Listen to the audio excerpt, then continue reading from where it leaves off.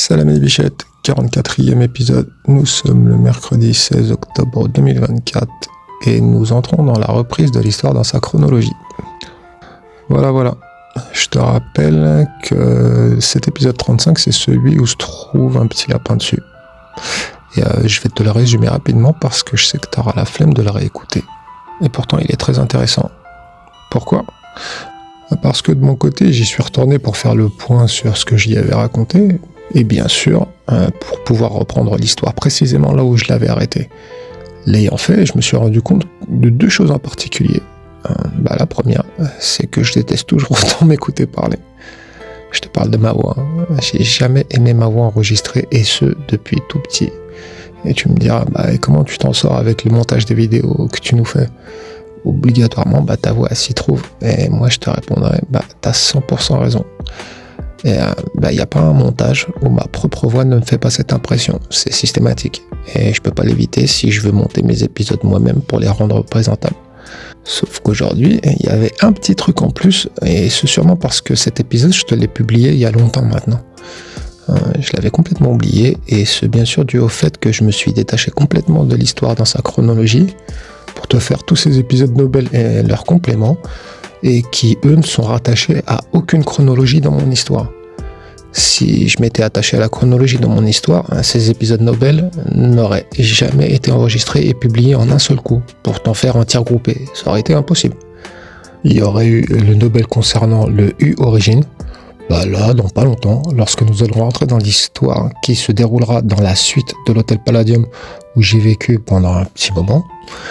Et les autres épisodes, eux, ils auraient été éparpillés dans leur chronologie respective et ils auraient été espacés entre eux.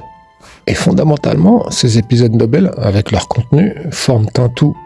Et chaque épisode Nobel ne peut pas aller sans les trois autres qui l'accompagnent.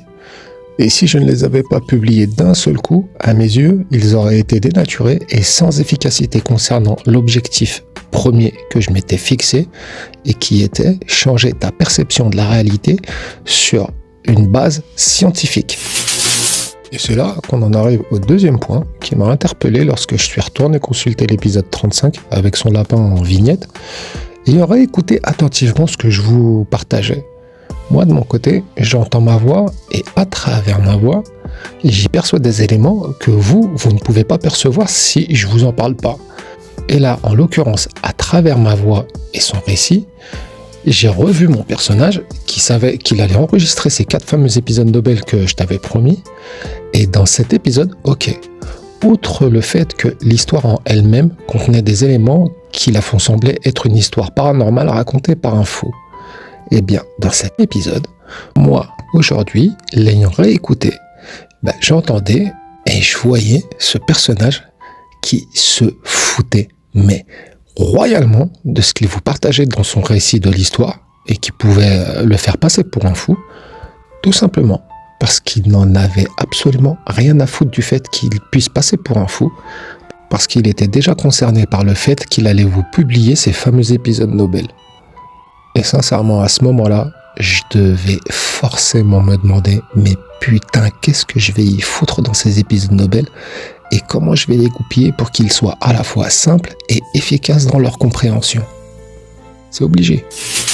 Voilà, c'est l'effet que ça m'a fait d'aller consulter un épisode du passé que j'ai regardé aujourd'hui.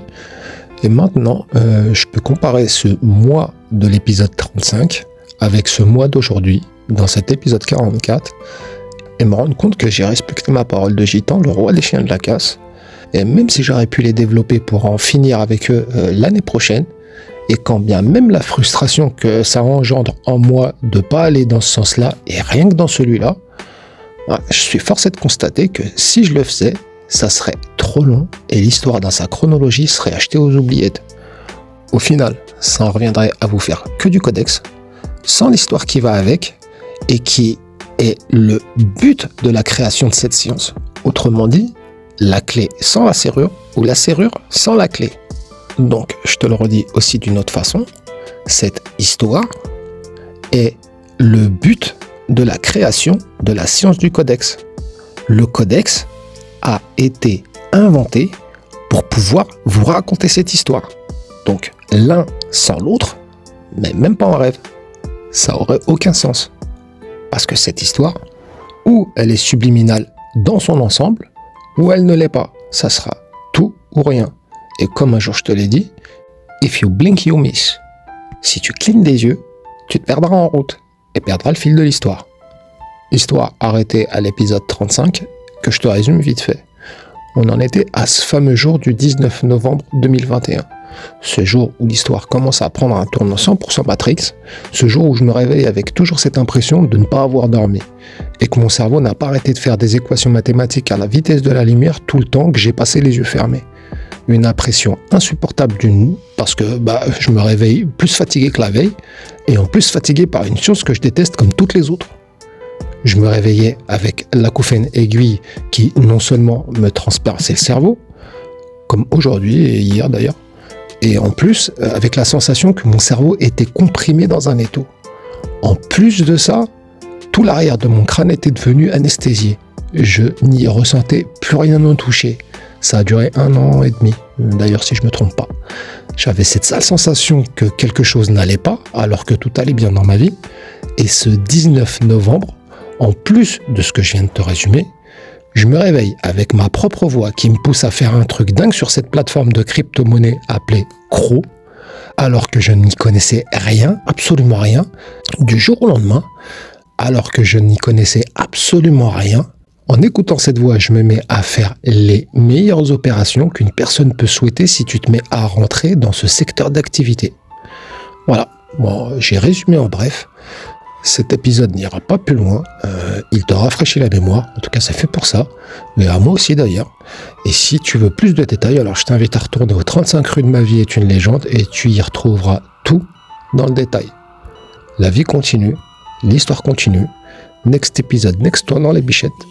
La ilaha illallah wa ashhadu anna Muhammadan rasulullah. Amin ya rabbal alamin. Allahu akbar, Allahu akbar, Allahu akbar. Finish him!